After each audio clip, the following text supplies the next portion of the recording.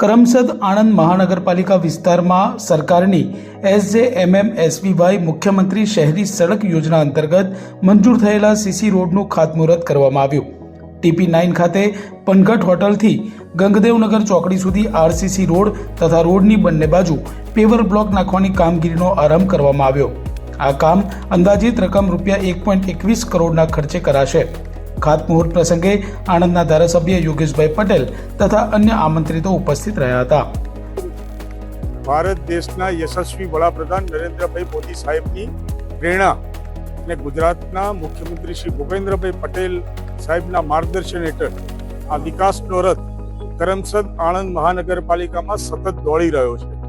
આજે આ ગંગદેવનગર વિસ્તારના T² ચોકડીથી પનઘટ હોટલ થઈને દાડી માર્ગ સુધીનો આ 500 મીટરનો RCC રોડ જે 4 લેનમાં છે એ RCC રોડ આજે બનવા જઈ રહ્યો છે।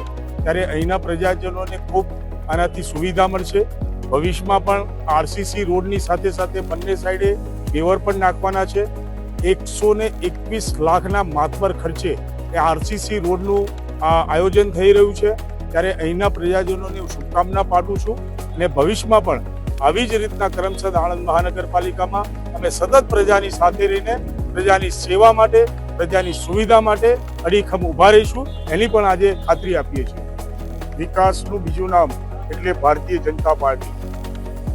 આણંદના આ પ્રજાપતિ સમાજ જ્યાં વસવાટ કરે છે, પ્રજાપતિ સમાજની ખૂબ મોટી લાગણી ભારતીય જનતા પાર્ટી સાથે જોડાયેલી હોય, ત્યારે ભારતીય જનતા પાર્ટી પણ આ વિસ્તારમાં ભગતસિંહના સ્ટેચ્યુએથી લઈ અંબિકા ચોક થઈ અને નડિયાદ રોડ સુધીનો આ લગભગ 4 લેન રોડ 1,65 લાખના ખર્ચે એટલે કે 165 લાખના માતબર ખર્ચે RCC રોડ અને બંને સાઈડ પેવર નાખવામાં આવશે, જેથી કરીને આ જગ્યા ડસ્ટ ફ્રી રહે।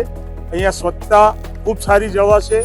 અહીંયાને વરસાદી સિઝનમાં પાણી ભરાવાનો પ્રશ્ન પણ આનાથી હલ થઈ જશે અને વર્ષો વર્ષ RCC નો રોડ બનવાથી અહીંયાના પ્રજાજનોને ખૂબ આ સુવિધા મળશે। એટલે ભારતીય જનતા પાર્ટી વિકાસની રીતે આ જ રીતે કામ કરતી રહેશે અને ઘણા વિસ્તારોમાં જે કરમસદ આણંદ મહાનગરપાલિકામાં જે નવા વિસ્તારો વિકસ્યા છે એમાં ગુજરાતના માનનીય મુખ્યમંત્રી શ્રી ભૂપેન્દ્રભાઈ પટેલ સાહેબની આગેવાની હેઠળ વિકાસના કાર્યો સતત ને સતત થતા રહેશે।